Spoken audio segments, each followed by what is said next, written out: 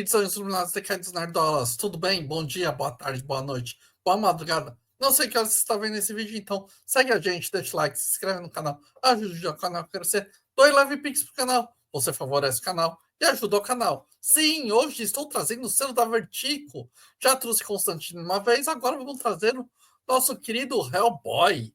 Hellboy é um cameo, ou seja, um meio humano, meio demônio. Ele atua como investigador paranormal. Seu verdadeiro nome é Nung-Hun Rama, que significa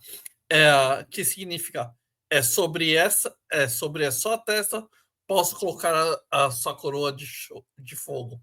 Hellboy é conjurado do inferno por ocultistas bigodistas no final da Segunda Guerra Mundial, mais especificamente no projeto Ragnarok, liderado por Grigori Rasputin. A intenção era usá-lo como chave de despertar o Ogro Jahat, entidades apocalípticas, para a destruição do mundo.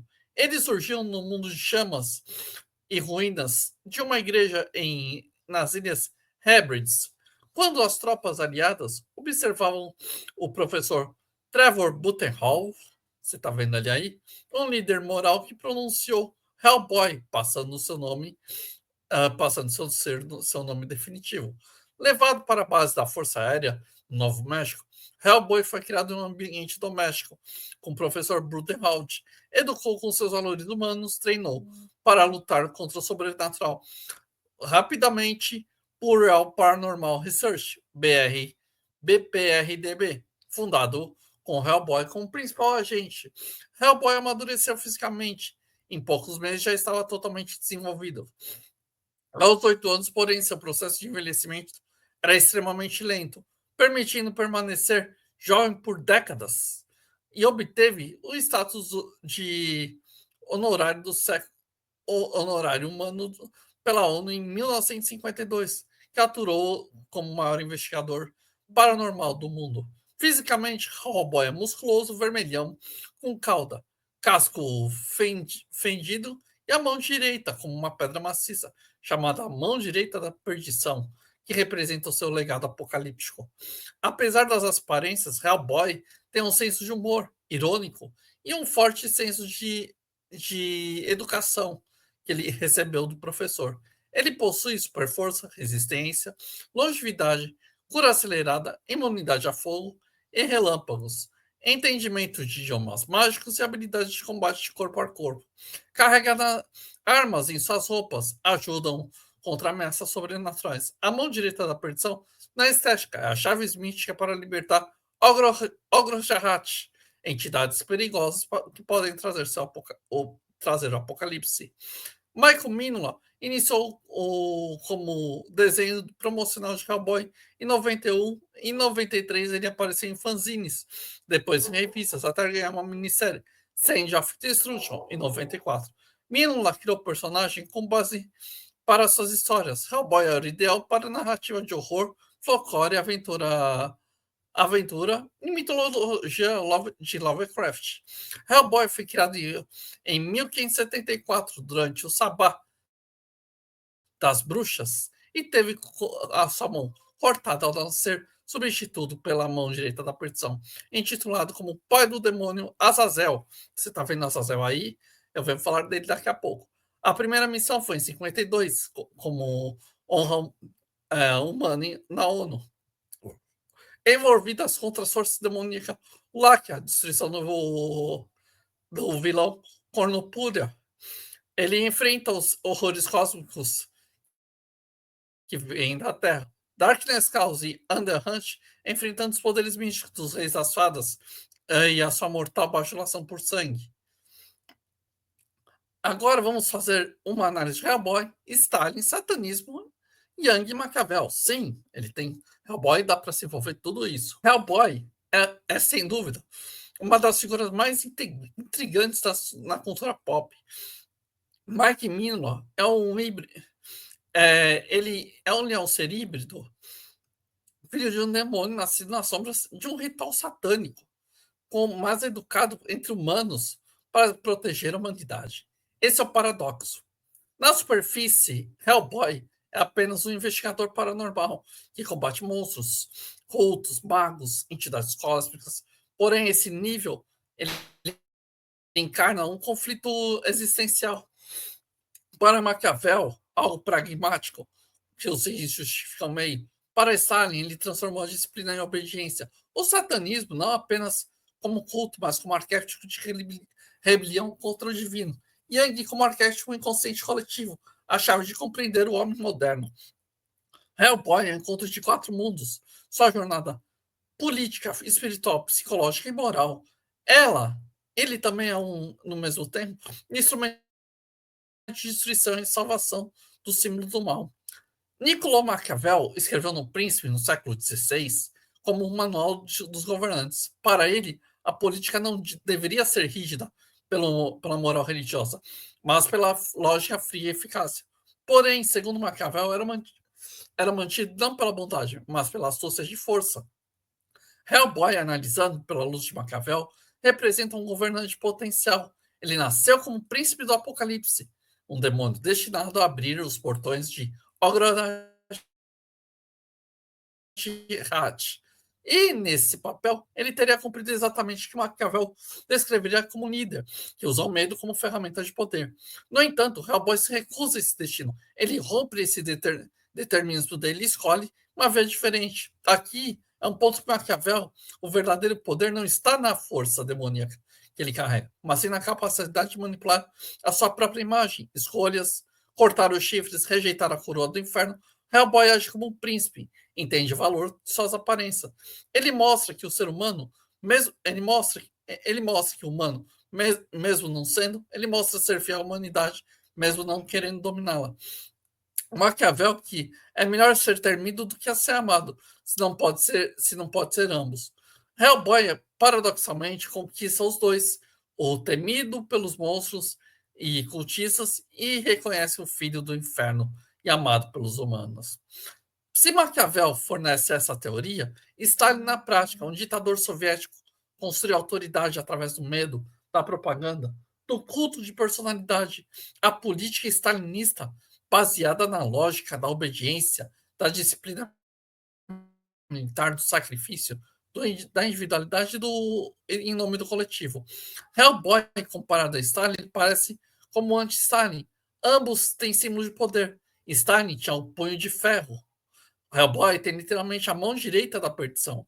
A diferença é que Stalin usou seu poder para subjugar seu povo, enquanto Hellboy busca protegê-lo. Mas a semelhança não deixa de ser relevadora. Ambos são ícones de poder, que não pedem desculpas, eles impõem seu respeito com uma simples presença. Assim como Stalin transformou o medo em ferramenta de construção do seu novo mundo, de forma semelhante, Hellboy carrega um peso do herdeiro do inferno. Ele sabe que a existência dele é uma ameaça a todos ao seu redor, porque associa ao apocalipse. Isso gera um dilema psicológico, viver sem se tornar aquilo que todos esperam que seja. No fim, Hellboy escolhe usar sua mão de pedra não como um símbolo de tirania, mas como um escudo. A escolha de proteger aqueles que amam, seguindo a lógica contra Stalin. Como... E as linhas vermelhas usam a sua mão de ferro para controlar o povo. Hellboy faz um sentido diferente. Segundo o satanismo, Hellboy é o filho do inferno. Seu nascimento é ligado aos rituais satânicos. E sua mão é a chave de liberar o mal, um termo que representa o próprio anticristo. O satanismo, em sua essência, não é apenas uma adoração ao diabo.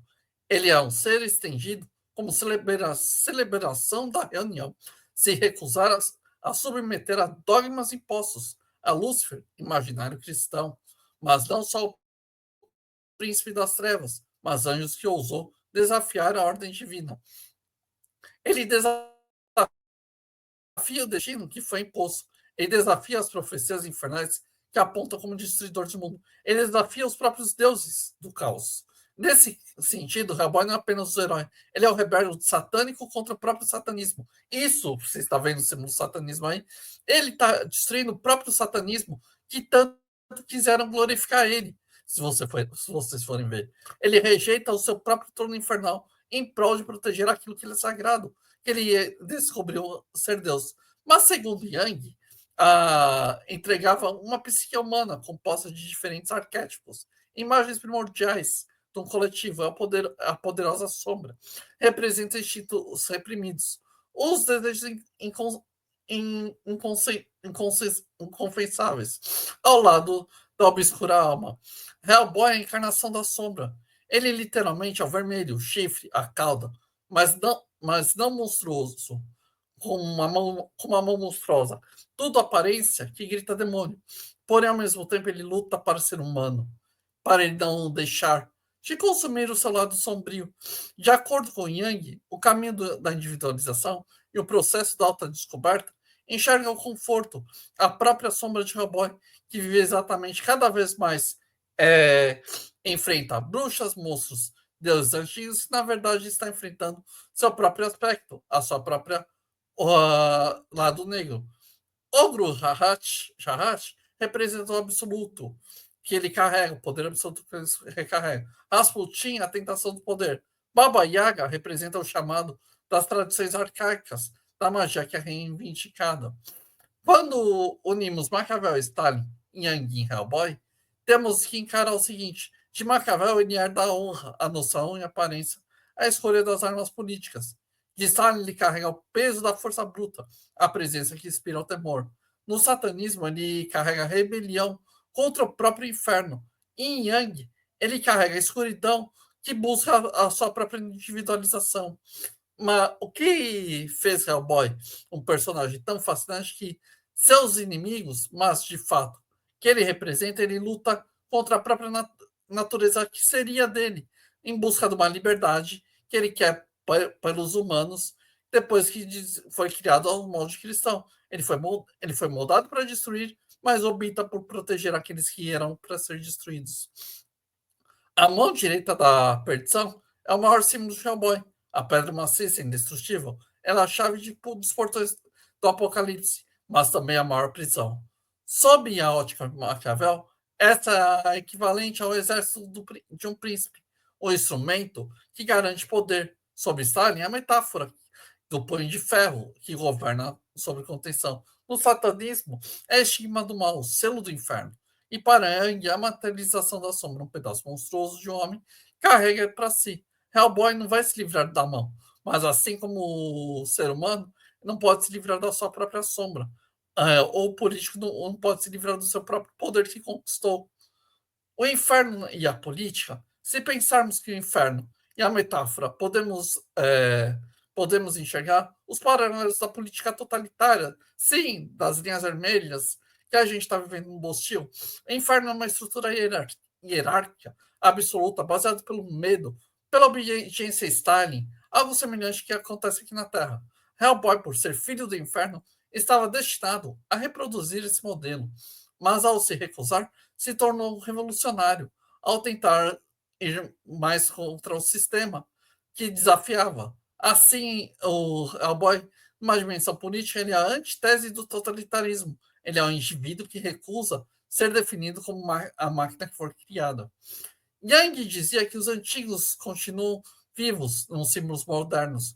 Hellboy é um desses símbolos. Ele é o Hércules moderno, o Prometeu vermelho, o Lúcifer que escolheu não reinar. O medo do apocalipse nuclear, a dúvida do papel do indivíduo em frente às forças maiores, a luta entre genética, destino e liberdade. Hellboy, em resposta à cultura pop, somos escravos da origem dos senhores ou nossas escolhas. Ao final da trajetória de Hellboy, mostra que o poder, o medo e a sombra não precisam definir o destino de ninguém. Maquiavel ensina a frieza do governante. Stalin o peso da tirania. O satanismo a rebelião. Yang ilumina no processo psicológico. Hellboy une todos os aspectos. Ele é apenas uma síntese de esperança. O demônio que poderia ser tirano, mas escolheu ser humano, o filho do inferno que recusou a coroa em busca de algo maior. Sim, a gente está falando de Hellboy. Mike Mignola fez com base para criticar o cristianismo, para criticar o bigodismo, criticar as linhas vermelhas, sendo que o Macmillan é comunista. Mas a gente vê que todo mundo adorou o Hellboy, porque ele foi feito para caçar os satanistas, os bruxos infernais, aqueles que foi mal. Ele caça os ocultistas, ele caça aqueles que criaram, porque ele rejeita aquilo que quer o mal. Quando ele rejeita o mal que ele teve de origem, ele está buscando o caminho certo. Ele está buscando a iluminação. Ele foi criado pelo cristianismo. Você está vendo a cruz, Cristo aí. Então, o cristianismo colocou ele no caminho certo. Quantas vezes você vai andar por caminhos errados na vida, rejeitar o cristianismo, mas o cristianismo está no caminho certo. Está no caminho que você pode viver em paz com sua família, com as suas pessoas, com seus amigos. Até mesmo você sendo bruxo, você ter pensamentos conservadores, ter uma linha conservadora. Não vai fazer esses bruxos satanistas que querem a destruição, querem o mal, querem pregar a desobediência, querem ser os anarcos. Só que o anarquismo é baseado no niilismo, que é baseado nada mais que a própria mão de ferro que está tendo no Bostil está eliminando todos nós conservadores. Então a gente tem que pensar o seguinte: os anarcos são pessoas sem coração, sem sentimento, são pessoas que têm que ser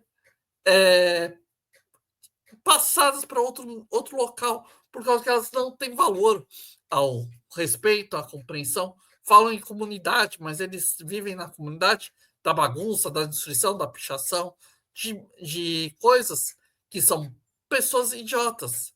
Esses anarcomunistas, anarquistas e qualquer coisa que seja, são pessoas que não têm o valor da vida, não têm o valor do amor.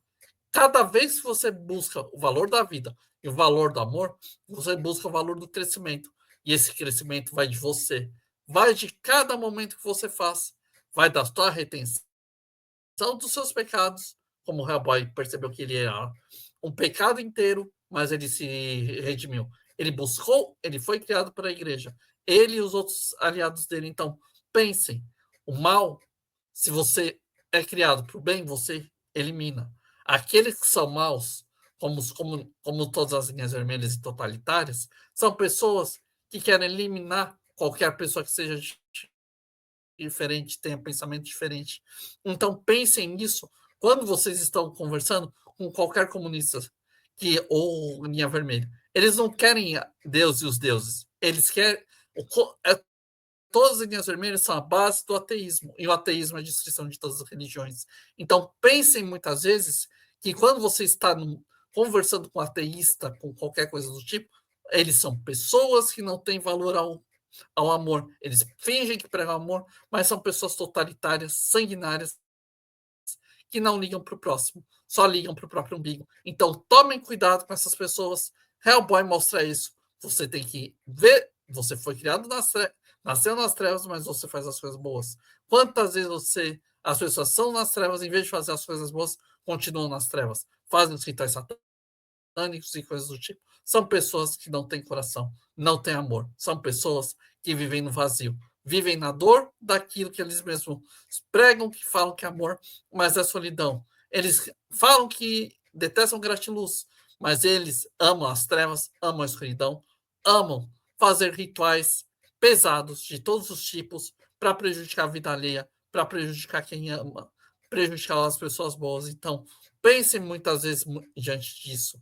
Aí eles criticam as religiões, principalmente o catolicismo, que falam que é um sistema opressor e que ter família é um sistema opressor, que é nada mais que a máxima de Nietzsche, que fala que tudo é mal, que tudo isso é mal. Mas, na realidade, o verdadeiro sentido da vida está no amor, no carinho, no respeito, na sinceridade, no desenvolvimento para a sociedade, que é a base da família, a base cristã e a base de uma sociedade correta para você se viver, para você entender. Mesmo que muitos não gostem. Esses rebeldes, hoje em dia, o maior rebelde hoje em dia é ser uma pessoa, ter pensamentos conservadores e ser conservador de verdade, para então crescer. Obrigado, meus anjos iluminados decaídos.